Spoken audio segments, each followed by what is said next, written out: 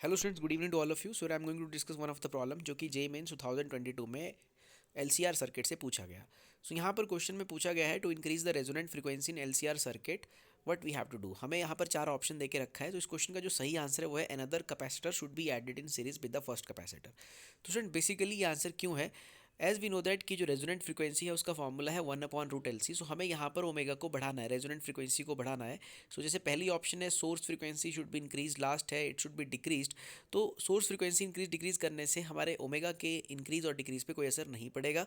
और दूसरी बात यहाँ कही गई कि रेजिस्टेंस को ऐड करना है। स्टूडेंट्स, अगर हम यहाँ पर देखें जो ओमेगा है वो डिपेंड कर रहा है एल और सी की वैल्यूज़ पर। तो अगर हमें ओमेगा को बढ़ाना है तो हमें एल और सी की वैल्यूज़ को डिक्रीज करना होगा। तो यहाँ पर एल की बात तो नहीं की गई है, लेकिन ऑप्शन सी में कैपेसिटर की बात करके रखी है।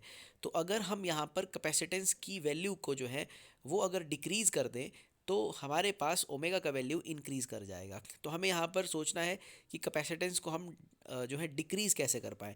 तो अगर हम एक और कैपेसिटर के साथ सीरीज़ में जोड़ दें, another capacitor should be added in series with the first capacitor.